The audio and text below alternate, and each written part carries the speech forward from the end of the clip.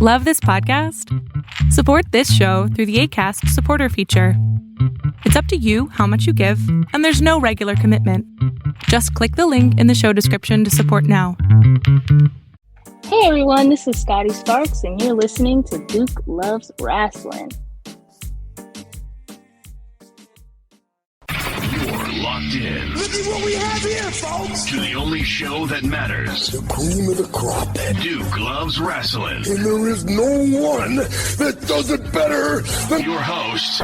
I have come here to chew bubblegum and kick ass. The Duke. And I'm all out of bubblegum.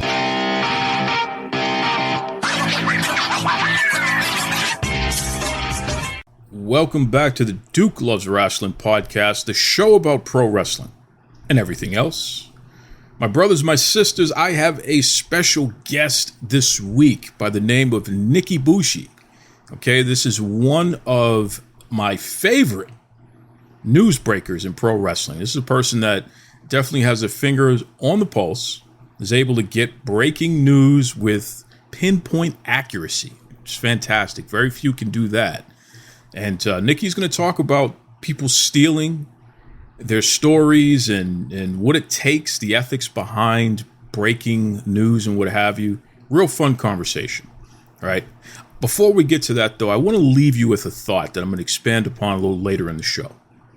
Because as we know, WWE has gone through a tremendous amount of transition over the past week. Vince McMahon is out. He's officially retired, and I'm going to discuss that in far more detail next week. I'm going to do a deep dive on Vince McMahon. Stay tuned for that. I'll probably drop that a week from today. So it'll be next Thursday. I'm going to drop that. But until then, I want to leave you with this thought here. And I'm going to talk about it in detail a little later. Because we have Nick Khan and Stephanie McMahon. They are co-CEO of the WWE.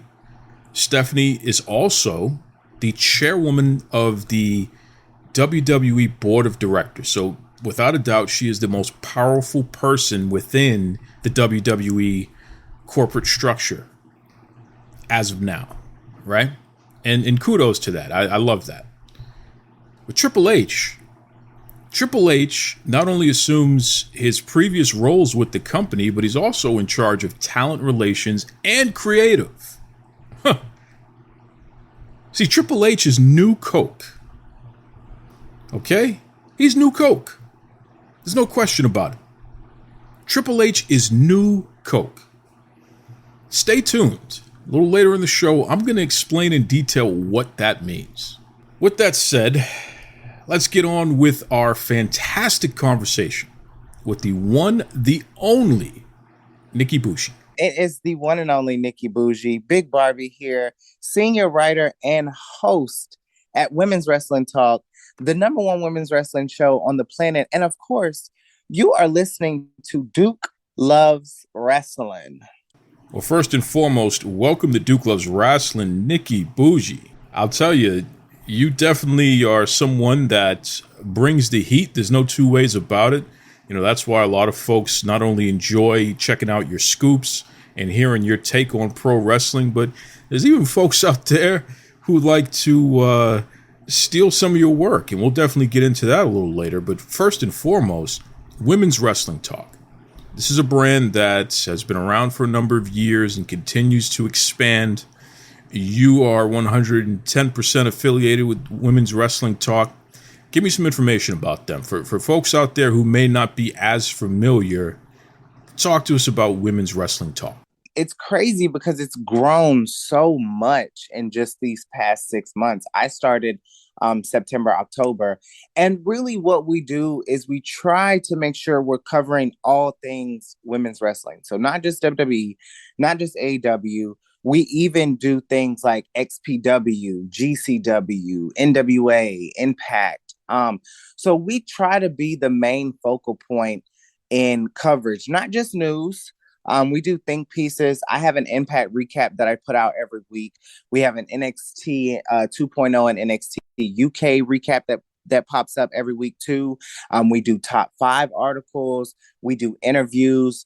We also do the news Monday through Thursday as well.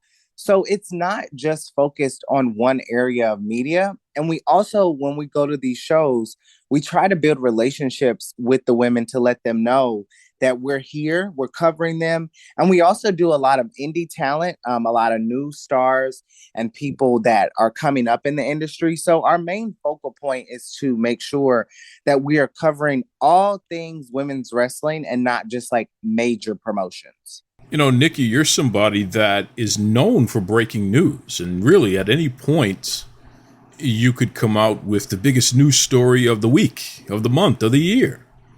It's very interesting because I'm someone that shies away from that stuff. You know, information gets sent all the time, and the challenge of knowing what is true and what is not true. And for me, the lure of trying to get things out, I stay away from that, because the flip side of it is, if I'm wrong, then the whole world wants to jump down your throat and say, ha, look at that, you're wrong, you don't have the right information, etc., etc. It happens, right? But you're someone that's very accurate, and I tip my hat to you, commend you for that, which means that you have cultivated trusted sources who come through. You know, the information that you're receiving is legit. Talk to me about the challenges of being someone who is known for and legitimately does break news. Well, you know, it's very difficult. And I have to give appreciation to the team that I have behind me, such as Women's Wrestling Talk, such as people like the Wrestling Classic, and, you know, belonging to different discords as well, because one thing that you notice is that once you're in the realm of news, it's really hard to get out. So literally from the time I wake up, even if we're publishing the article or not, there's a solidified amount of news before I wake up. So there's like 5 to 10 different stories that I'm sent before I wake up. There's 20 different stories I'm sent throughout the day, whether it be on Instagram groups, whether it be, you know, on the Discord, whether it just be me just literally like looking at like not necessarily publications, but even with the whole, you know, MLW and Hot Topic thing, I literally was just online shopping, and I just tweeted it out. You know, I didn't think it was anything.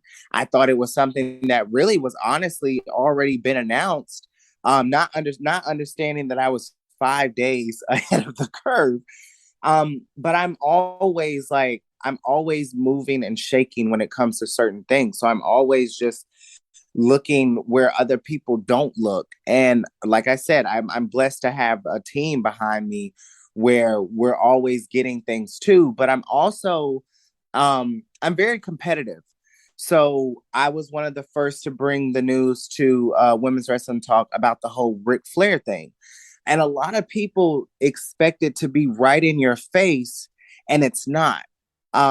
They posted a video of the match, and at the end they showed the match card. And so we were, maybe because I do a lot of behind the scenes stuff when it comes to the news. I don't get on the news because of my schedule, but I'm always sending TK something, a story about something. We were literally 3 minutes to go on live, and I sent her the picture, and I sent her this, and I'm sending her that. And then I'm also able to be involved in media briefings. Yesterday, we did the media briefing for ROH, Death Before Dishonor.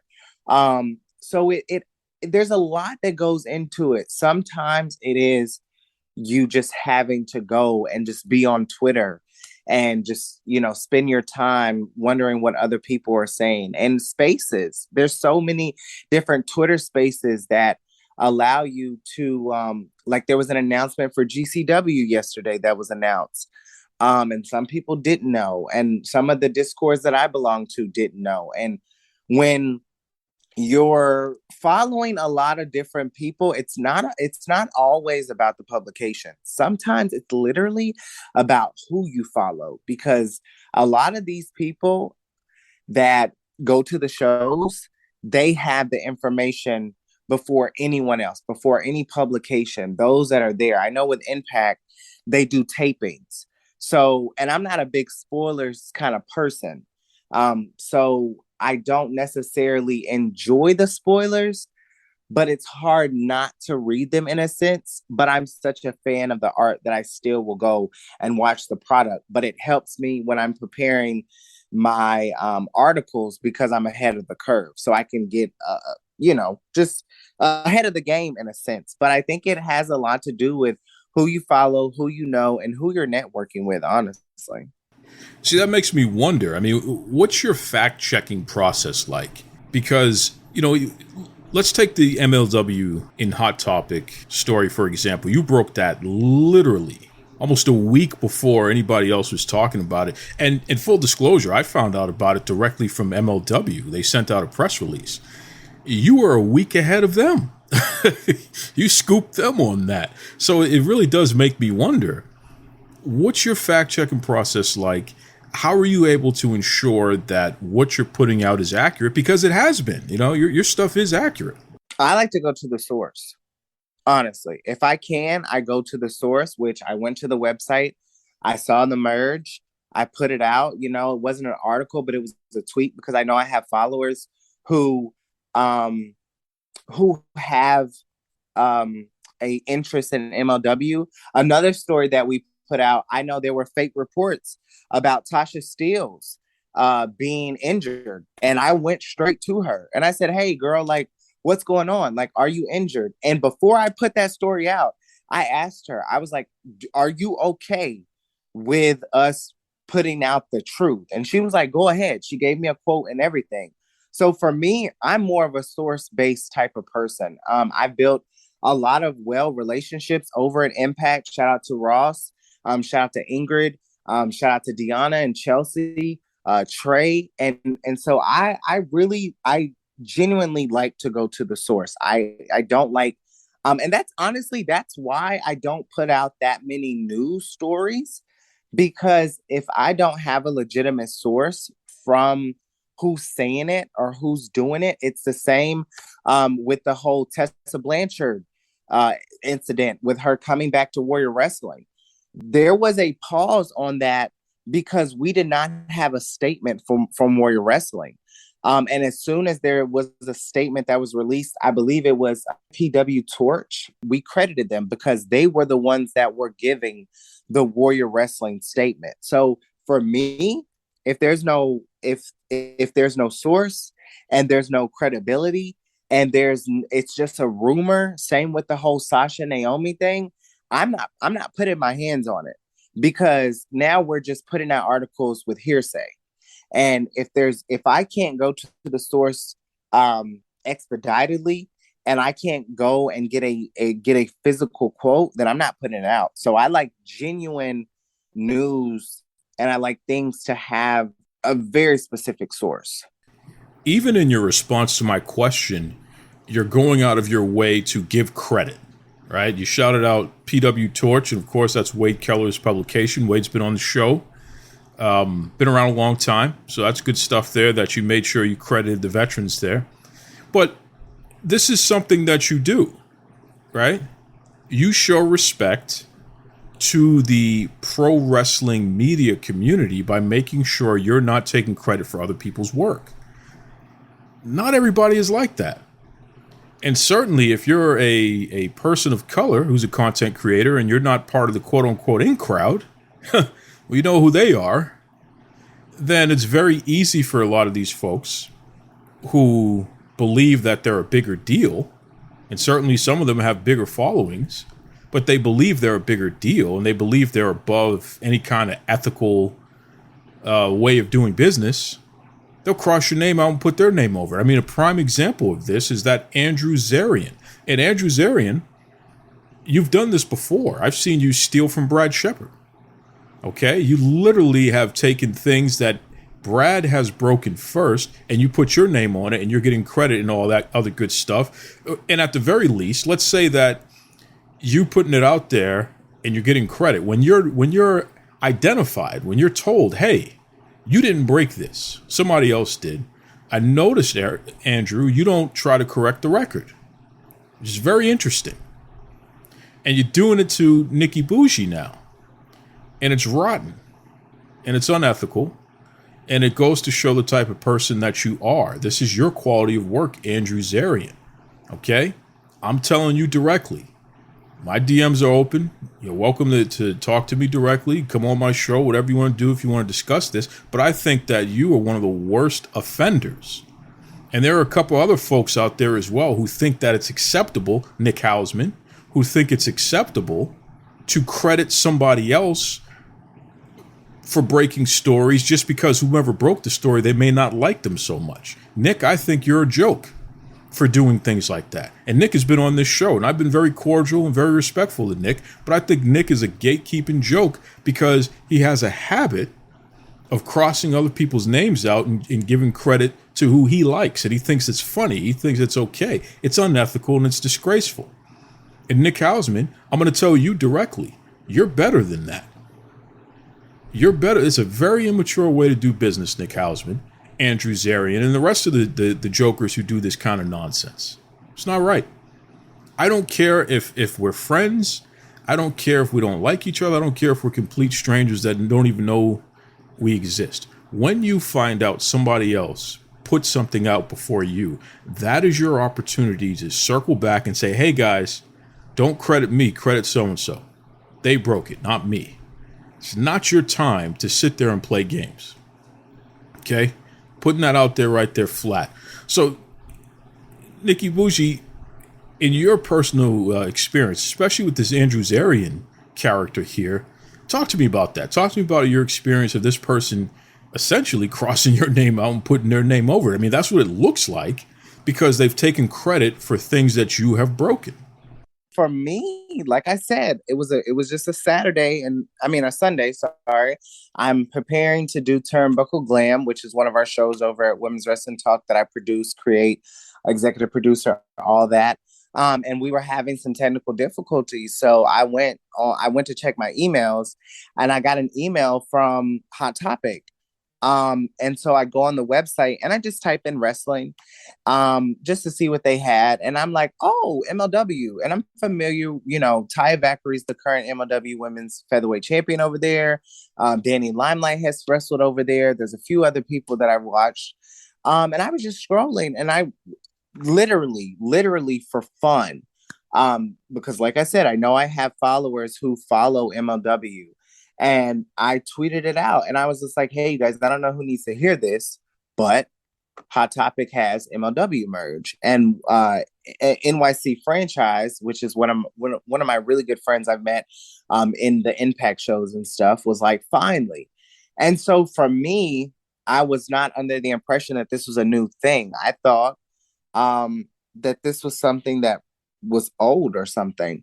And then when I saw the news break, I was like, wait, what? I was literally leaving Forever 21 and I get messages. I got some messages from you. I got messages from Franchise. There were a couple other people that were saying, wait, like Nicki literally tweeted this on Sunday. And I was just like, wait, so this is a new deal? And so even though we obviously didn't put out an article and I didn't put out an article with my publication, a tweet is a tweet, So it would be nice just to get a little, Nicki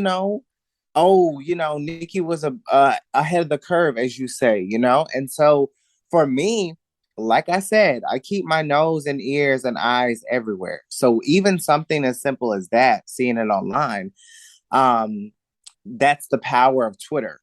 Because I guarantee you there were people that saw that tweet and went to go buy the merch. And so for me, it was just kind of one of those things where it was just like, well, dang, like another white male who is in a wrestling community is getting credit. And you're right, it happens a lot. And it is typically, I'm not going to say it's all, but it's typically a white male who gets a lot of the credit for a lot of what we're doing, especially in the Black community and in our community just as a whole, that we don't get the credit that we deserve. And so it sucks but it's also an eye opener that the mold has yet to change. Now, everyone out there, you hear Nicki speaking truth to power. Don't you back down. Okay, don't you look the other way. Don't you accept this. You wouldn't accept it from other folks, so why are you accepting it from these characters here? Call it out. Wrong is wrong regardless of who's doing it. That's how you keep things down the middle. That's how you keep it fair. You know? Nicki, it's interesting. Sasha Banks and Naomi, I haven't seen much from you on this topic, and I know that you're big fans of both, but you've been very measured. You're not playing the speculation game, and it's making me wonder, why is that? Why aren't you saying more? Because it seems like everybody and their mama has something to say as if they know. And it's been proven that, you know, most of these cats don't know much at all. How come you're not playing the speculation game like a lot of these other folks? So it all goes back to source. I am an absolutely huge fan of Sasha. I will never forget the first time I saw Sasha. I was like, there's finally someone with my aesthetic, with a very similar background, someone that I can relate to. And she's an amazing talent. Same with Naomi. I think Naomi is a very talented, 12 years in WWE. And I think that for me, I can't say anything about this until I hear it from their mouths. And I think that's the biggest problem that I have with media coverage, is that it's always, oh, a source from WWE says this. We saw what happened with the Raj thing, where he puts out that she was basically released, and then he kind of recanted on that a little bit. We've seen stories where, Sasha was actually released on June 10th, and she's actually been released from her contract. Sasha hasn't said anything on social media. They've been posting multiple pictures of her and Bailey over and over again. With Naomi's living her life, having a great time. And for me, and I've discussed this numerous times with the publication, we've talked about it on the news, and it's been redundant. I'm not putting out anything until I hear it from Sasha and Naomi. The only thing that people should be reporting is that Mercedes will be at C2E2. That's it. That's the only thing. And that it's still up in the air about the whole 30,000 K thing. It's still up in the air about her saying that she's not taking any wrestling bookings until January the 1st. You cannot speculate, because we've seen it multiple times. Look at Cody Rhodes. Cody Rhodes left WWE, and what happened? He came back. And I think right now, we're all just in a field, and I'm just looking over everyone dig holes upon holes upon holes into this story with no concrete information. I don't care who your source is. I don't care who you heard from WWE. It's not Sasha Banks, and it's not Naomi. And until they say something, and now we've seen Naomi tweet and say that, she's going to be doing she said soon. That was the thing. She said soon for the whole Lucha thing. Until I hear from Sasha Banks and until I hear from Naomi, there is absolutely nothing to report besides rumors. And for me, I'm not big on rumors. I don't want to hear what so-and-so said, or what this EP said, or what this talent relation says, or what Dave Meltzer says, or what he heard, or whatever. I want to hear it from the source itself. And so until Sasha Banks and until Naomi speak on the incident, I think it's all fabrication, 100%. So I guess we'll just have to see. That is a very mature and measured position to take on this, because here's reality. Vince McMahon retired. Stephanie McMahon and Nick Khan, the co-CEOs. Stephanie is still the chairwoman of the board.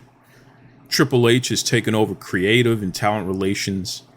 And the WWE has some deep pockets. Both Sasha Banks and Naomi are still listed as being actively on the roster. They are WWE superstars. There's a strong possibility they're not going anywhere. So it doesn't make any sense for folks to continue to play the speculation game and talk nonsense and put out things as if they know what they're talking about. Take a kernel of something and spin a whole narrative off of it. It's silly. Makes no sense. And I commend you for not feeding into that nonsense.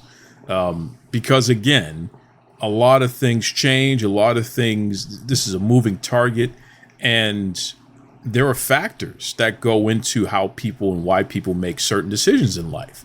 So you can't just assume just because a person got upset about something that they don't eventually calm down, collect themselves, realize, hey, the grass ain't necessarily greener elsewhere, and find a way to negotiate and work it out. It happens. That's real life. That's what adults do. I'm saying that's all you humanoids who would rather spin a lie out of a kernel of what may be true or a half-truth. You spin a whole narrative, a whole lie out of it because you're trying to be first and you're trying to be cool. It's not cool. It's ridiculous because you're playing with real people's lives when you do nonsense like that. It's crazy. So we've seen what Triple H has done with the Black and Gold brand.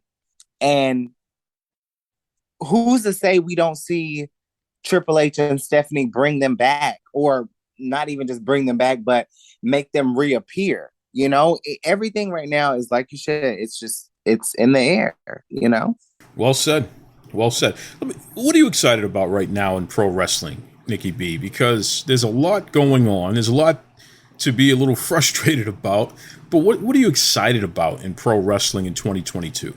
I'm just really happy to see people like Queen Amita, Marsha Slamovich. Last night we saw on Terminus, Serena Deeb popped up. I'm excited because let me just say this. I know Tony Khan gets a lot of shit for his progression and contributions to the women's division over there at AEW. However, in the past couple weeks, I've seen 10 to 15 women, whether it be in the ring, whether it be outside the ring, whether it be in a feud, whether it be on a promo.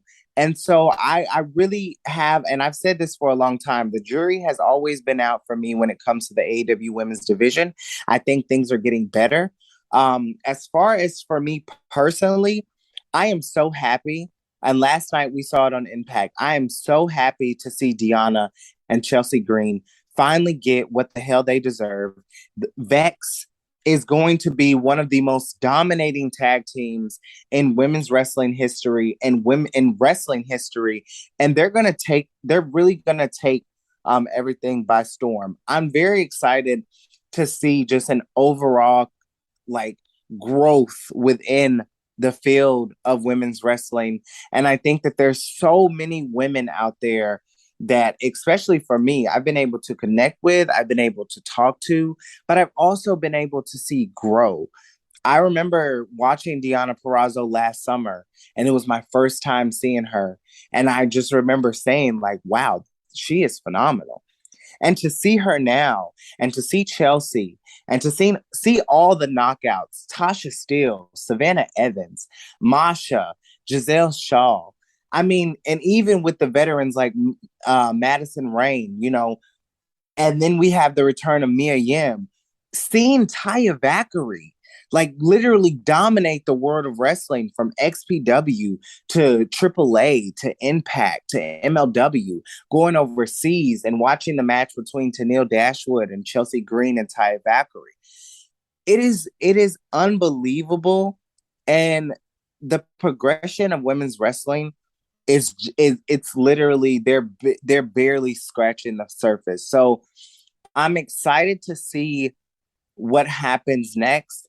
And I'm also excited to see what they're going to do with superstars like a Theory in WWE. And, we've had so many different things happen. And it's good to see, even throughout controversy and stuff, there's still a mode of change somewhere.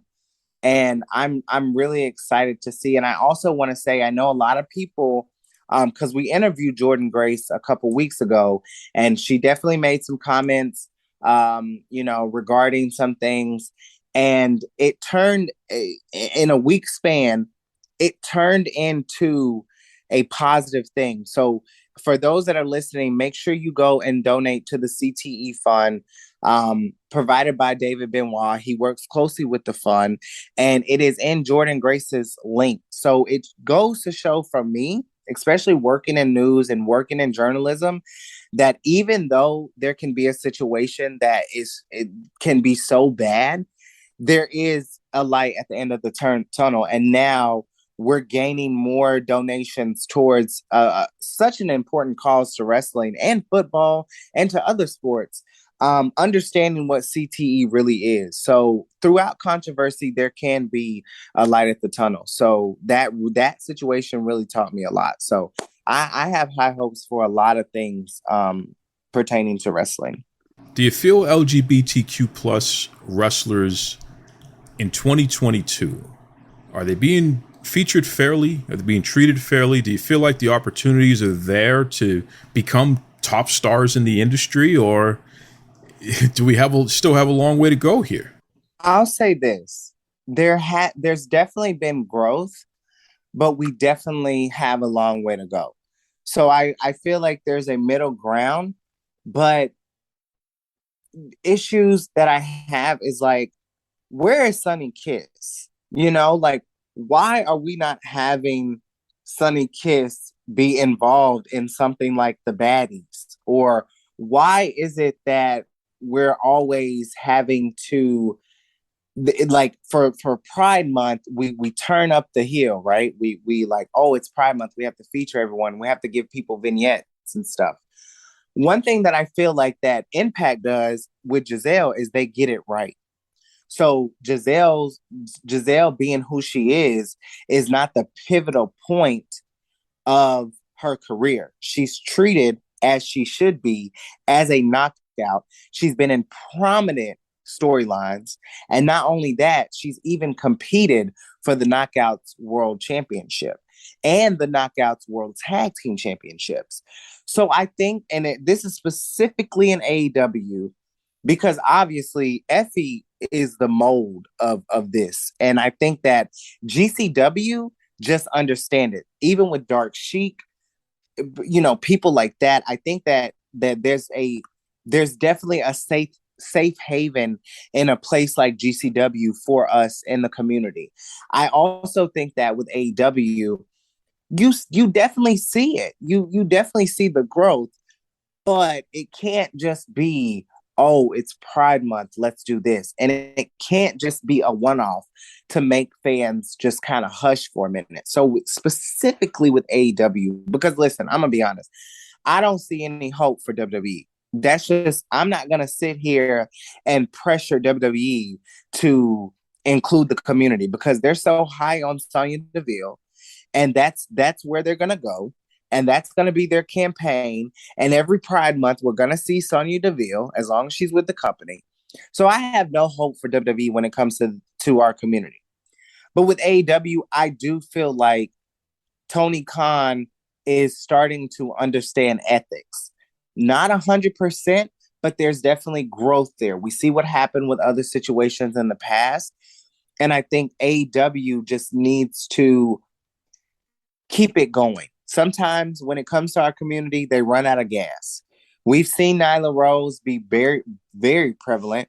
We've seen Sonny Kiss, but it's not 100%.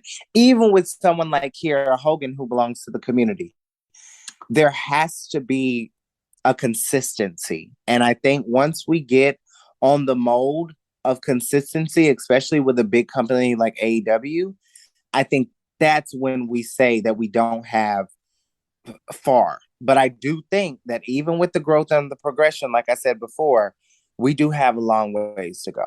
I agree with you 100%. And I'll tell you, it's very frustrating to go all of this time without seeing Sonny Kiss. Not only do we not see Sonny Kiss featured on TV at all, Sonny Kiss is not factored into anything in AEW. Right?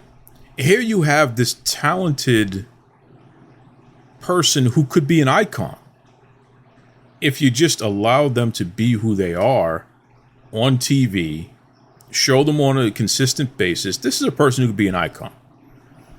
representation. You're covering so many bases. You know, this is a black person. This is a person who's part of the LGBTQ plus community. This is a person who is unapologetic about being who they are. And there's a story to be told there. And yet, every single week, and it's been happening for over a year now, it's been about 2 years now, Tony Khan and that management at AEW continues to rob us as fans of seeing what is possible with Sonny Kiss. It makes no sense. And when you talk to anybody, you know, behind the scenes, what have you, everyone says, we love Sonny Kiss. Everybody loves Sonny Kiss. Well, if you love Sonny Kiss so much, then why is Sonny Kiss getting buried the way that Sonny Kiss is being buried? I put that on everybody in that company, that they're not challenging Tony Khan on that issue. And I know somebody's going to say, well, who am I? You know, I don't want to be like Leo Rush where I stand up and then I end up getting kicked out. I understand that, but you could do it collectively. You got people like CM Punk who always has something to say about everything that happens outside of AEW. He's the big advocate. CM Punk, what are you saying about Sonny Kiss? Where's that advocacy at? And I'm not just putting it on Punk. Bryan Danielson, what are you saying about Sonny Kiss? Where's that advocacy? Jon Moxley, what are you saying about Sonny Kiss? Where's that advocacy? I'm calling those folks out in particular. Chris Jericho, I'm calling these folks out in particular because they have a voice in that company. Sonny Kiss is not injured.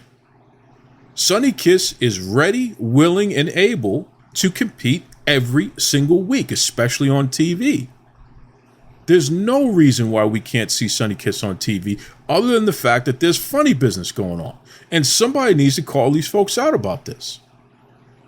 And to the fans out there, I'm disappointed in you too, because you just sit back and you turn and you act like it's not happening. It's absolutely baffling to me because all of you are so strong-willed on so many things, and you pretend like you care about these types of issues, but yet here it is right in front of your face. And you just look the other way when it comes to Sonny Kiss. You look the other way when it comes to, I mean, even take a Nyla Rose. The way that Nyla Rose has been featured in AEW, for the most part, has been underwhelming and disappointing. You have Britt Baker, who's always on TV cutting promos and carrying on, and by God, she's one of the worst wrestlers I've ever seen in my life. Okay? Jade Cargill, she's still learning, but she's green. And I don't care if she says she's green like money. It's still green like somebody who's not trained properly, who's not applying the training properly. And I know that Jade Cargill is a big star and has the potential to be something magnificent in the wrestling world, but you ain't there yet. Nyla Rose has been wrestling for years. Nyla Rose should be the most dominant force in All Elite Wrestling. We don't get that. And it started from the beginning with Riho, who literally weighs as much as my left leg. Riho defeated Nyla Rose like 2 times before they competed for the championship, which was just unheard of. It was ridiculous. Absolutely ridiculous. These sort of things keep happening in that company, and for the life of me, I don't understand it. Because the potential to do the right thing is there. So what gives? Tony Khan has so much to say when it comes to Pride Month, and has so much, he says the right things. He gets the politicians to share what he has to say. He's so cool. He gets it. And then he turns around and buries Sonny Kiss. Black male singles wrestlers in general, they're the biggest losers in the company. Right? They're not featured like their white male peers. Women get 1 match on TV per week. As if they're not good enough for more than that. And it's not like there's not more time. There's 3 hours of TV. You can only give us 1 women's division match per week, per episode. You got a 2-hour show and a 1-hour show. We should have a lot more women's action than 1 per episode. But this is the MO. This is what happens. And these folks get away with it. They get a pass. And at some point, somebody's got to start asking the questions consistently. So all you folks who are happy to be in the quote-unquote media scrum, oh my God, I was in my first media scrum. Ask Tony Khan what the hell is going on with Sonny Kiss. Why are you not featuring him, Tony? And when is that going to stop? Ask Tony Khan why women are only featured once per TV episode. Ask in matches at least, right? All you media scrum folks, ask real questions. And stop talking about how happy you are to be in a media scrum. I thought you were media. I didn't know that you were just a bunch of fanboys and fangirls who were just happy to be there. What the hell are you doing there? Go back out in the crowd and sit in the stands. And let the real media people do the real media work. Because this is silly. And it's not advancing anything. We're not getting anywhere with all of you lining up to kiss backside as opposed to supporting the wrestlers, which I thought that was the whole point at the end of the day. I get very confused by this attitude by a lot of these folks. It's crazy. And I agree with you on the WWE front. I don't know what they're doing. They pick their favorites. There's a lot of LGBTQ plus folks in the WWE, but they pick their favorites, and that's who they prop up as a I hate to say it, a token. And then that's it. Nothing else going on. We got our token. That's who we're running with. That's it. This is Captain LGBTQ plus. That's the end of it. It's crazy. And it's disappointing. Right? We got to ask these questions. We got to put the pressure on. Nothing changes without our voice and our efforts to bring about the change. It's crazy. But again, Nicki, I tip my hat to you because even just you saying what you just said here on this show is an example of standing firm, standing up, standing for something. Can you imagine if everybody did that? All of these content creators and these so-called wrestling media people, all of these self-important folks, can you imagine if they actually asked real questions consistently and didn't let folks off the hook? Wow. Imagine that. Huh. Anyway, listen, Nicki, I appreciate you being on the show this week. Let everybody know, what's the best way they can keep up with you, follow everything that you have going on, be plugged into the breaking news like I am because I follow you. Plug away. Well, listen, first and foremost, I want to thank you for even thinking of me to even come on here. And it was absolutely a pleasure. You guys can follow me on Instagram at Nickie, that's Nickie, Booshie, BOOSHIE. And I'm always causing havoc, okay, on Twitter. And it's the same handle at NICKIE, BOOSHIE at Nickie Booshie. Come over, join the conversation. I love a good troll. So don't be scared to come to my mentions now. And of course, before I leave, make sure you guys follow Women's Wrestling Talk at WW Talk Pod. That's on Instagram. That's on Twitter. And we are live exclusively on Twitch too. We have a post show every day except for Saturday, but we'll have one this Saturday. So make sure you go and follow. If you are a content creator and you want a great program that provides studio quality sound, especially when you're doing interviews, then I encourage you to check out Zencastr. That's right, ZENCASTR. It is my absolute favorite program to record with. I encourage everyone to check it out, okay? Visit Zencastr.com for more information. Enjoy. Good stuff there from Nickie Booshie. Once again, thank you for joining me on the Duke Loves Rasslin podcast.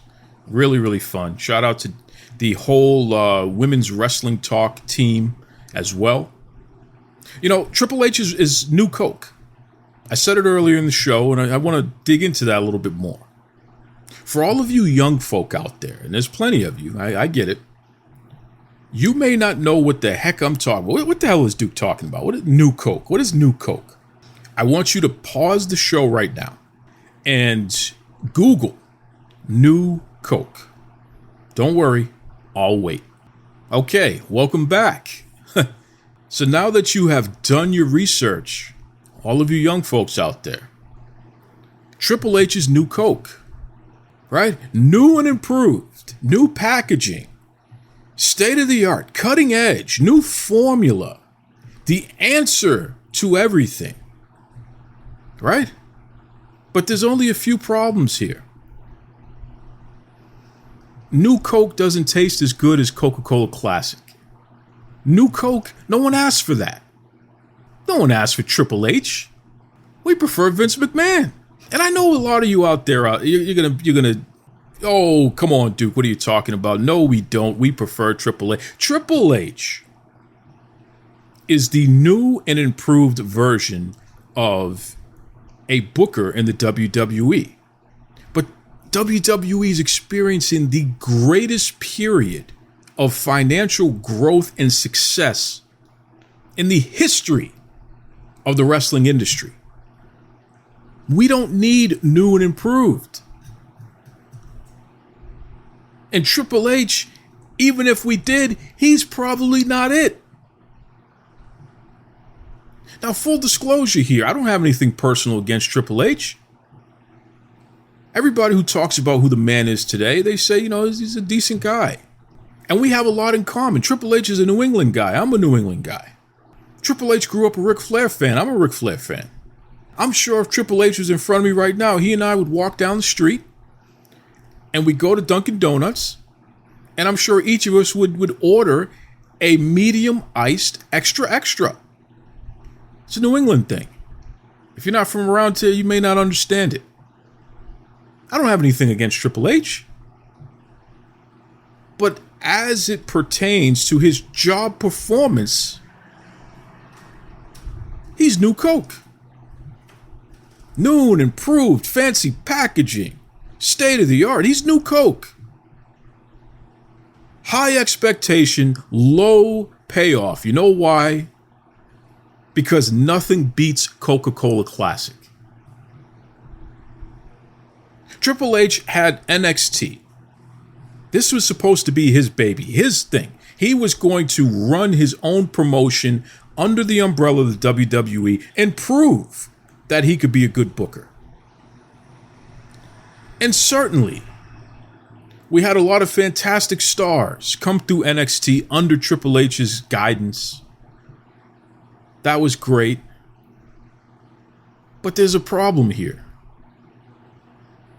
NXT didn't start making money until Vince McMahon sat Triple H down and told him, hey, we're going to put this show on TV so we can make some money. We can finally recoup some of our losses. NXT was a money loser. I don't care how many vanilla midgets you had on that show. And I'm a short guy. Okay, I'm a caramel midget. I'm a short guy. 5'6" tall. I'm not the tallest guy in the room. So I know a little something about short guys. I don't know what the hell's going on with Triple H where he took NXT and packed it. His top of the car with a bunch of guys who look like me. What the hell's going on here? It's ridiculous. That's not pro wrestling. That's certainly not WWE pro wrestling. This is some indie-rific nonsense. And let me just say something. I know Triple H is listening because I know Stephanie listens, some of the executives listen, and I appreciate that. I appreciate the fact that you folks take the time to listen to the show. I appreciate the fact that you consider my opinion on things. That's a compliment. I absolutely take that as a compliment. But I need you to know something. I'm not one of these humanoids that grew up dreaming of becoming a pro wrestler. I'm not one of these humanoids that grew up always dreaming of working for the WWE. And I'm certainly not one of these humanoids today who's trying to get in with any wrestling promotion. No. I'm a fan of the product. I'm a consumer. I'm an analyst. But I understand that my role is media. I don't want to be you. I don't want to be in with you. I'm not your friend. So I don't have to kiss your backside and lie to you. And that's why people listen to this show. That's why even you take the time to listen to the show, because you know you're going to get the truth. There's some integrity and logic behind what I'm saying. right? I'm not trying to get booked on your card. I don't want to be on your panel. I'm not asking you for credentials at your show. I'm not interested. When I go to your shows, I get my tickets how I get my tickets, and I sit where I sit. I get VIP treatment wherever I go. That's okay. But I don't go through you to get it. So I can cover you objectively and tell you, Triple H in particular, you're new Coke. This indie-rific booking that you do, this nonsense. That's what it is. It's not. Listen, let me tell you something. I love independent pro wrestling. I have independent pro wrestlers on this show all year round. There's more of them than mainstream wrestlers that I feature on the show, and that's by design. It's not that I don't have access to mainstream wrestlers. It's not that. I just truly believe in finding the next big star, and I truly believe in finding stars from yesterday and remind people that they existed. That's what this show is about, right? I don't really care so much about the current stars. You can go with somebody else's show for that. I sprinkle a few here and there, but for the most part, I'm not really interested in the current stars so much because everybody's doing that. I'm going a different way here, right? That's what we've been doing from day one. I don't go to the WWE for independent pro wrestling. That is asinine. Makes no sense. The same way I don't go to McDonald's looking for a rack of ribs or a steak and cheese sub or, a chopped cheese. I don't go to McDonald's for that. Let me tell you what I go to McDonald's for. Because McDonald's is WWE. Make no mistake about it, folks. The World Wrestling Entertainment is McDonald's. Okay? It's not the best anything, but you know what you're going to get no matter where you are in the world, and it's consistently that thing. Which is why it's easy. I can depend on this. It's easy. I don't have to think too hard about it. I can depend on this. I know what I'm going to get for the most part. Sometimes it's fantastic. Sometimes it's a little underwhelming. But for the most part, it's what I expected. When I go to McDonald's, let me tell you what I get. I love the McDonald's fries, but not too much. I usually get like a medium or a small. I get a Sprite because they have the spiciest, strongest Sprite around. Something they do with the Sprite. We all know this. It's fantastic. And sometimes I get nuggets. I do like their nuggets. But let me tell you my favorite thing on the McDonald's menu. You ready for this? My favorite thing on the McDonald's menu is the hamburger. Not a Big Mac, not a quarter pounder with cheese, not even a cheeseburger. My favorite thing on the McDonald's menu is a hamburger. You get the bun, which is 2 pieces of bread. And it's a little sweet, by the way, the bun. You ever notice McDonald's bun is sweet?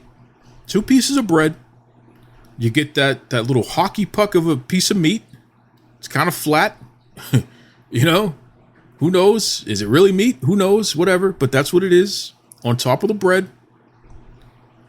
You give me some chopped onions. Not too much. Just a little bit. It's like a 1/4 teaspoon of chopped onions. A little bit of mustard. A little bit of ketchup. And you're ready for this. A slice of pickle. A very small slice of pickle. And if you catch the right one, sometimes they actually put 2 slices of pickle on the McDonald's hamburger. There's nothing fancy about it. But you know something? Whether I'm in Boston, whether I'm in Las Vegas, whether I'm up in Canada, whether I'm in Japan, if I order a McDonald's hamburger, I order McDonald's fries, I order a Sprite, it's what I asked for. It tastes the way that it tastes no matter where I go. Consistency. I don't go to McDonald's looking for a plate of ribs. Okay, this isn't Pit Stop. This isn't M&M Ribs. Shout out to both of those places. This isn't Sweet Cheeks. Tiffany Faison. Shout out to my girl Tiffany Faison here in Boston. Sweet Cheeks. I'm not going to McDonald's for Sweet Cheeks barbecue. What am I doing that for? I don't go to the WWE to see independent wrestling. I don't need to see undersized people doing flippy dippy peanut butter skippy at the top of the card. Not in the WWE. I want spectacle. I want larger than life. I want consistency. I want a show. I don't want independent wrestling where a bunch of goofballs are, is that a 5-star Dave Meltzer match? I'm not interested in that. Not in the WWE. I don't know what happened with Triple H where he went that way. How did you become a fan of that crap? Because that's what you've been pushing, brother. We said we wanted the McDonald's hamburger. You're over here trying to give us a plate of ribs. And the plate of ribs is not even good. Don't believe me? Go watch AEW today. Most of the castaways, the darlings that Triple H had, these undersized goofballs, look at what they're doing at AEW right now. Mid-card nobodies. Yes, I'm being offensive. I just pissed off AEW, WWE, me, you, your mama, and your cousin too. I just pissed everybody off. Good. I like it that way. And this is how I feel. This isn't an act. This isn't a joke. I know Triple H, he likes to say, yeah, I listen to podcasts, but a lot of these guys are just so angry. Why are they so... Listen, Triple H, yeah, you're right. There are a lot of angry people out there, and we know who they are in podcasting, and they're, a lot of these guys are a disaster. I'm not angry. I'm just focused on your job performance. And I'm comparing it to who had the job before you. I'm comparing it to where things have been historically. And I'm here to tell you and everyone above you, including your wife, you're new Coke. You might be able to dress a little nicer. You might be able to say things a little nicer and you can hug the kids. Make everybody feel, oh, Triple H is our cool dad. You take the pictures with the indie kids or the new recruits. Oh, he took a picture with me. You're standing at the curtain and you want to put your head on their head and rub their cheeks and, oh, that was so great. Make them cry and all this other stuff because it's so emotional. Give me a break. You're new Coke. That's filler. That's what people do who are not doing a good job. You know why I say that? Because NXT was not making money under your regime. Vince McMahon had to put it on TV. And then you let AEW kick your ass in the ratings.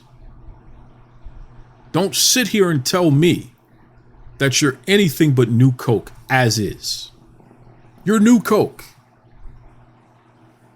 High expectations doesn't taste as good as the original. And that's okay. Maybe nothing tastes as good as the original.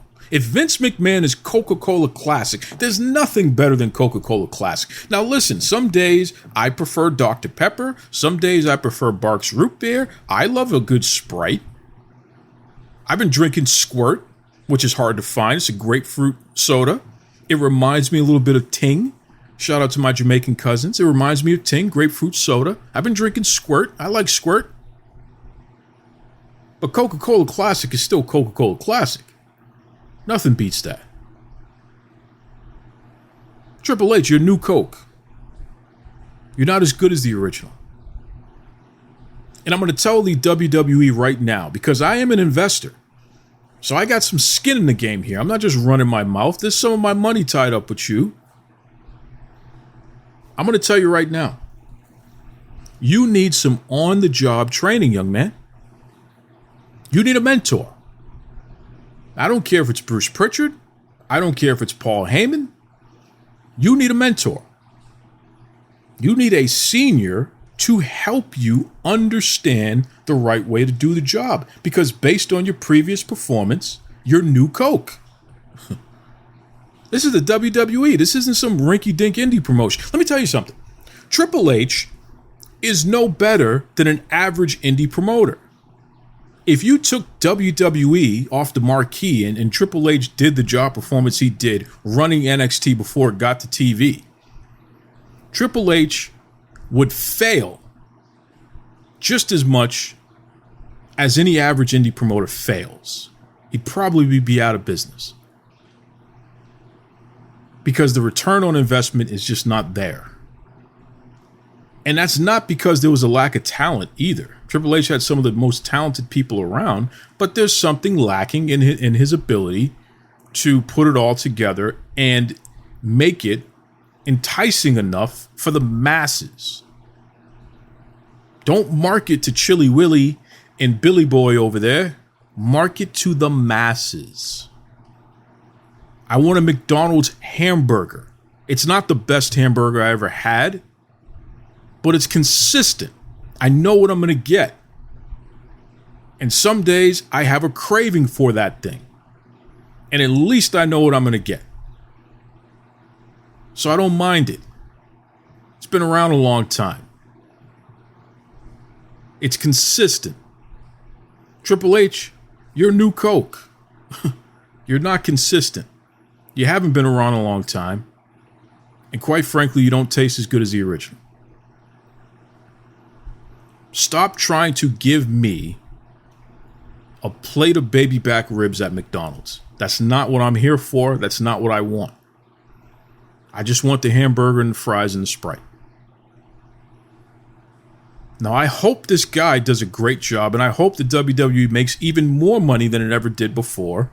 I hope it's even more successful than it ever been before. I hope it's even more entertaining than it ever was before, because that's what it should be. You build off of what Vince McMahon did, and this business endures beyond him. I hope that's what happens. But I'm not very optimistic considering who they have running creative and considering their job performance previously. He's new Coke. My goodness. Can we get Eric Bischoff back? Is that possible? Eric. I know you said you'd never do it again, but Eric, money's not an object, brother. We can make this work. Come on. Come back and run creative for us because they got this Triple H guy and that ain't going to work. It's not going to work. And I don't know what's going on with Bruce Pritchard, but I know one thing. They better not get rid of him. I know that. It's funny how things have a habit of constantly changing. Just think about the past 3 years. How many people have been the head of creative and the head of talent relations in the WWE in the past 3 years? The list is at least 6 people, which is 2 different people a year. That's a lot of turnover. That's worse than a damn high school. You ever notice in most high schools, the principal turns over like once every 2.5, 3 years? This is worse than that. Triple H's new Coke. It's not as good as the original. And a lot of you are being very derogatory because you talk as if Triple H is going to be running the company as opposed to the person running the company, which is Stephanie McMahon, with help from Nick Khan. Nick Khan is fantastic. Nick Khan is the best thing going, but here's the problem with Nick Khan. He ain't sticking around. I said it from the beginning. This guy's skill set is not to stay in one place. He's going to come, he's going to pump you up, get your value up high, then he moves on to the next thing. Whether you keep the company, whether you sell the company, doesn't matter. Nick Khan is there to give you a shot in the arm. He's an energy shot. He's a boost. That's what he is. Okay? Nick Khan is what happens when the poor rapper or the poor actor or the poor athlete goes out and marries some hot chick. That's who Nick Khan is. Boost your profile. Boost your status. Suddenly you're in the tabloids. You're being covered by all the different tabloid magazines. TMZ, People Magazine, everybody's covering you. Your status has changed. That's who Nick Khan is. But just like the hot chick, they don't stick around. They move on to the next thing. WWE is a family business. It always was and it always will be. And I'm happy that Stephanie McMahon has chosen to take over where her father is leaving off. That's fantastic. But Steph, and I know you listen to this show, I'm just telling you right now, my New England cousin, your husband, Paulie, he's new Coke. He has no business running the booking side of things. He should not be in charge of creative. I think that is a bad mistake. He can be part of the team, but he should not be making the final decision on creative. He's new Coke. He doesn't have that thing that you have because you were born with it. Very few have that thing. Go hire Eric Bischoff. Put Bruce back in charge of that spot. Do something else. This guy, he's not long for the world in that spot. He's new Coke. I don't think it's his skill set, period. Let him be the cheerleader for the boys and the girls, and he can take pictures and be the cool dad with his little beard. Give me a break. This guy wants to be the feel-good guy. Have we forgotten the way that he and his buddies were terrorizing people in that same damn company 20 years ago? Don't get me started with this. Stop it. This guy is new Coke.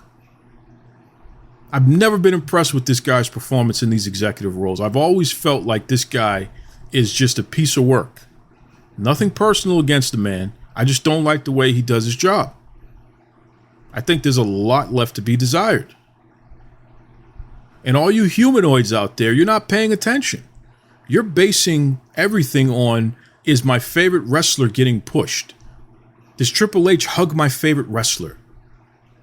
Does Triple H put my favorite vanilla midget in the main event? That's what you judge stuff on. You know what I judge things on? How many people are watching? Huh? How many? When I go outside, how many people are wearing the merchandise of the people that we see that this guy's pushing? How many? I've never seen an Undisputed Era shirt in Boston outside of a WWE show, but I can tell you one thing. I see The Rock. Right? I see those shirts. I see New Day shirts. Huh? I've seen Drew McIntyre shirts. What? I've seen Bobby Lashley shirts. I've seen the Hurt Business shirts. I've seen Uso shirts. Let me count the ways. I see Roman Reigns. I saw a Roman Reigns shirt this morning. Head of the table. On an old lady. Are you kidding me? Tell me that man's not over. 8:30 in the morning, I saw a Roman Reigns shirt on an old lady. And I said, I like your shirt. And you know what she said to me? Acknowledge me. Now tell me how many of those humanoids that Triple H was putting at the top of the card got that kind of drawing ability. I'd love to hear about it. Doesn't exist. Not because they don't have the talent, but because this guy is new Coke. So don't get wrapped up in this guy. He's not long for this. If he even does a year in this role, I'll be shocked because he doesn't have it. Not for this. He may be skilled in other ways. He may be skilled in other manners that is going to help the company tremendously. I don't want this guy in charge of the book. Get him out of here. That's not for you. Somebody call Eric Bischoff. Somebody call Bruce Pritchard. Put them in that spot, please. Stop playing games. We don't want new Coke. If Vince McMahon is Coca-Cola, then Eric Bischoff is Pepsi.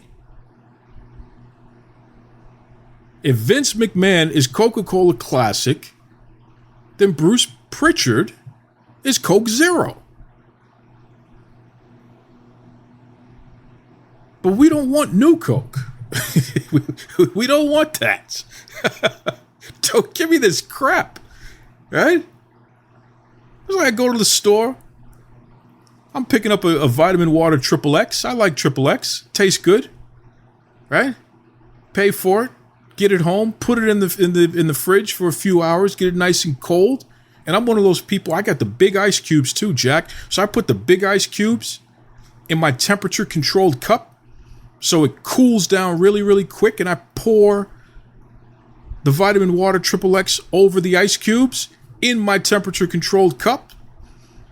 And then I get a spoon and I spin it around just to make sure that it really gets ice cold. Thirst quenching. And then I take a sip of my vitamin water XXX and I go, what the hell is that? And I'm looking at the cup. I'm like, this is not XXX. What is this? And then I go and I look at the bottle and I realize, oh God, I accidentally picked up the sugar-free version of vitamin water XXX. Nobody asked for that crap. It doesn't even taste real. It tastes artificial. Whatever the hell they're putting in there, it ain't nothing that I want in my body. That's not what I want to consume.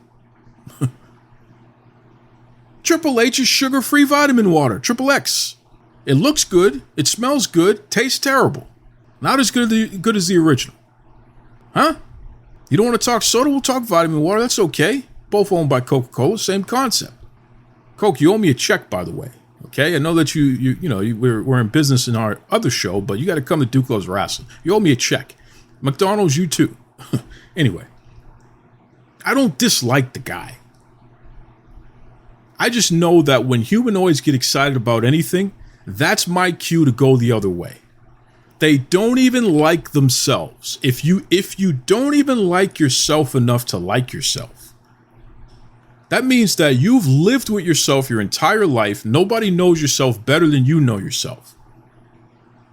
If your opinion of yourself is, I don't like this person, how the hell can I trust your opinion on anybody else? Because here's the thing about yourself. Nobody has more influence over you changing whoever the hell you are than you. So if you have all this ability to be whoever you want to be and you still don't like yourself, how can I ever trust your opinion on anybody else? All these humanoids who don't even like themselves are just over the moon about the fact that Triple H is the booker in WWE. Guess what? I'm going the other way on that. Anything they like, I got to go the other way because they don't even make sense all of the time. So why the hell would they start making sense now? And I look at this guy's job performance and I can see, yeah, this doesn't make sense. This guy's new Coke. He's sugar-free vitamin water. He literally is a plate of ribs at McDonald's. Doesn't make sense. Why the hell is he the booker? Stop it. Next week, I am going to cover Vincent Kennedy McMahon. Okay? I'm going to give my full thoughts on this whole thing. And I'm going to upset a lot of people when I do it. Because some of you out there, it's like you detest the whole concept of being an American citizen. Your court of public opinion is so much more important than any kind of facts. And that's how you conduct yourself. And it's really embarrassing. It's embarrassing. Not because you believe what you believe. You can believe what you believe. But it's because you want to force those beliefs on others. You want to condemn people before you can prove anything just because it sounds good or just because that's what you want. Well, you know what I want? I want you to go to hell. There it is. Okay. Triple H, I know you're going to blackball me again. I know it. WWE and I were having such a great time these last couple of months. I didn't have any problem booking who I needed to book. All these great legends and all these things going on. There was never an issue. Nobody ever stood in my way. I have some things that are supposed to be happening lined up, which I probably just killed some of those bigger things too. And if that happens, by the way, I'm going to make that public because there's a big name that's supposed to be on this show very soon. And what I'm saying today, it might put that in jeopardy. If that happens, I'm gonna talk about that. Because it shouldn't be that way. I should be able to express myself, especially as an analyst, person who is an extension of the media. I'm giving my take on your job performance, and I gave artifacts. I gave why. You can't tell me NXT was making money before it was on TV. It wasn't. It was a liability. Because Triple H is new Coke. He can gloss it up. He can look good, but he can't actually make it work where it matters the most. That doesn't mean he can't improve. But that man needs some OTJ, on the job training. Somebody give it to him. Please. Anyway. Do not blame Nickie Booshie for anything I just said, folks. That was all me. You know, I had Nicki on as a guest earlier. It had nothing to do with this portion of the show. So don't give Nicki a hard time over anything I just said. That's all me. I'm going to get canceled for this, and that's okay. It happens. And you know the best part about that is, all you humanoids who, oh, he's an E-drone, and oh, he just sticks up for the WWE. You always miss the point. The WWE can go to hell for all I care. Okay?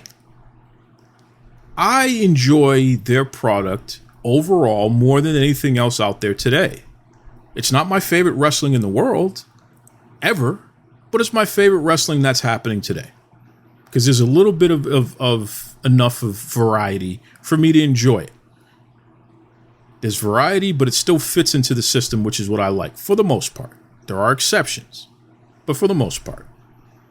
So that's why you'll find me saying, yeah, that's better than this other nonsense over here. But that doesn't mean that I'm over here like some of you, jockeying for a job. Some of you are literally begging promoters to book you at events. That's embarrassing. I saw a humanoid who's been pretending, by the way. At some point, I might have to make that public. I saw a humanoid, you know, some of you folks, you got these high follow numbers here, but your engagement is so low, it makes a person wonder, did you pay for those follows? Because this ain't adding up. You know what I mean? You got all these, you're being backed by all these big corporations, allegedly, but yet the corporations don't claim you. So what's going on here? There's one person, they claim they're with this big corporation, and yet when I Google the corporation and I go on all of their stuff, I don't see even a reference to this person as being part of their family. But this person is making those claims, and they're leveraging that to get these big interviews with these big names, which, hey, kudos to that. Everybody's lining up to want to be down with that individual. And then you look at the person's engagement, and it's like, it's almost like the person doesn't exist. For all you got, you ain't making it work. I don't know. Anyway, more on that another time. I'm not one of these humanoids that's going to, thank you, I was finally in a media scrum. Oh my God. No, I don't care about that. I don't give a damn about your scrum. I'm covering the product that you're putting out there, and I'm calling it like it is. You know? I'm not here to be a fanboy. I'm here to be an extension of the media. That's it. You know? And I'm not going to sit here and cuss and carry on talking about, well, no one ever gave me nothing, but this promoter gave me something. So thank you, promoter, who gave me something. F you to the promoter who didn't give me anything. You're supposed to be media. You ain't supposed to take anything anyway. The hell is wrong with some of these humanoids? It's crazy. It's absolutely crazy. Boggles my mind, some of these folks. I don't want a job with any of these wrestling promotions. And I've been offered plenty. And I tell them every time, I'm not interested in that. I'm not some friggin' humanoid. I had a promoter say to me, hey, we're going to do this thing where you're going to interview so-and-so in the ring and all that. I said, hey, I'm not a humanoid. I don't need to be part of the show. That's not what I'm here for. What am I doing that for? I'm not a wrestler. I have no business in a ring. Interview who in the ring? What are you talking about?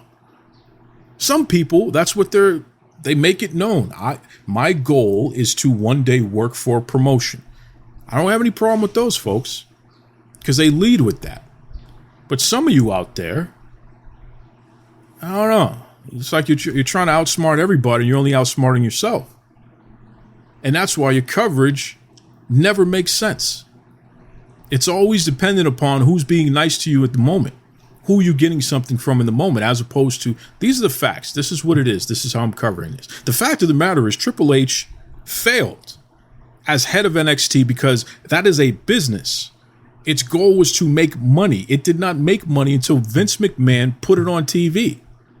Something that Triple H did not want to happen at that point. Let's talk about it. Any indie promoter in existence, if they were given a blank checkbook, basically, given their own facility, they could sign any international star that they want.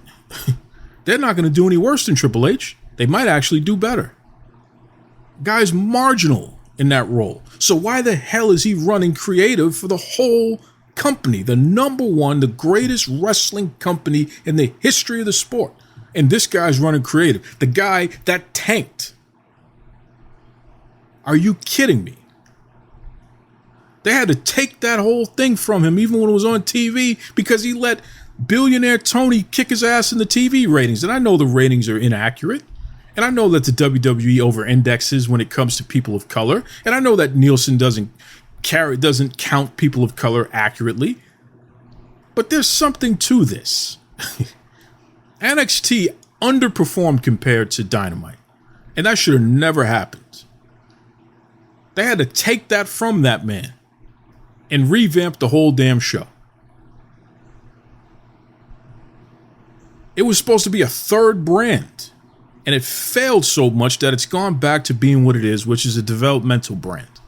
So now when it underperforms in the ratings, it's understandable because these are the kids who are learning how to do something, as opposed to, no, these are just as big superstars as who we have on SmackDown and Raw. He failed at that. Now, mind you, the only way you really get better at something is to fail, so I'm not knocking the guy, but I'm just saying he better have some on-the-job training. He better have a mentor in there helping him out. I wouldn't trust this guy to be head of creative. Not for the big shows. Not for Raw and SmackDown. You're not going to mess around with that. You got this beautiful bloodline thing going on here. I can't have this guy messing with that. Bianca Belair is still trying to put everything together and figure it out. She's got the talent. She's got the look. She's working on her promos. I don't want this guy messing with that. Right? Come on. There are things that I don't want this guy messing with. Because he's new Coke. He's going to F it up. What do I know? I don't know. I'll tell you, though. It's going to be interesting to see what happens. Mark my words. And we won't have to wait long. Let's revisit this in December. And we'll do an evaluation of Triple H's job performance as the head of creative for the WWE. And let's see where we're at. And I'm not talking about humanoids talking about, this is awesome. No, I'm going to look at the bottom line. Is the company still making big time money, or are they dipping? Do we see a dip? Because if we see a dip, get him out of here. I don't want him anywhere near the book. Get him out of here. You should have never put him in that spot. Where is Bruce Pritchard? Where is Eric Bischoff? Get this guy out of here. The guy married the boss's daughter. Okay? The boss gave him his own promotion and he ran it into the ground. The boss had to take it over and make something out of it. Don't tell me that this guy should be running creative for the whole company. That's embarrassing. I'm on your ass, buddy. Just like I've been on everybody else. Okay? Go talk to Tony Khan and ask him how it feels to have me calling his ass out every day. Triple H, I'm on you. I ain't got no problems with Stephanie or Nick Khan. I think they're fantastic. I think they are absolutely in the roles where they should be. They are both overqualified for the positions that they have. That's how great they are. They're not good, they're great. You, my friend, are in a role that I don't believe you should be in based on previous performance and based on the fact that the humanoids are so excited about it. Now run tell that. Run tell that. And if you want to meet me at Dunks, medium iced, extra, extra, we can sit down wearing hoodies, sit down wearing shorts, and have a conversation about it. Right? And if we got to take it old school and go into the White Hen parking lot, throw a couple hands, kid, you'll kick my ass, that's okay. But I'm always down. You're new Coke. tell you to your face, your new Coke. Not as good as Coke Classic. Okay. Again, now that I've pissed everybody off, I think this is my cue to get the hell out of here. Duke Loves Rasslin on Gmail, on Facebook. Duke Loves Rasslin on your favorite podcast app. Let me know what you think. I went long form on that one. I know it's been a while, so you're welcome. And I'm going to do it again next week because I'm going all in about Vincent Kennedy McMahon. That's going to be a hot one. People have been asking me where is it? Duke, are you going to do something about Vince? How come you're not talking about Vince? I was waiting. I wanted more information to come out, but fine, I'll do it. Don't worry. That'll be next Thursday. In the meantime, early next week, and I think this can be Monday, I have a special episode. Dusty Wolf and his wife, Brandy, have created a nonprofit organization that is focused, it's centered around helping survivors of domestic abuse. Tremendous stuff. Tremendous stuff. This is a passion for the both of them, something that they're very serious about. We recorded a great conversation. I cannot wait to share it with you. I'm going to do that on August 1st, so Monday. Stay tuned for that. You'll be able to hear it everywhere. Fantastic stuff. Until then, be kind to yourselves and be kind to others. Take it away, Tony Schiavone.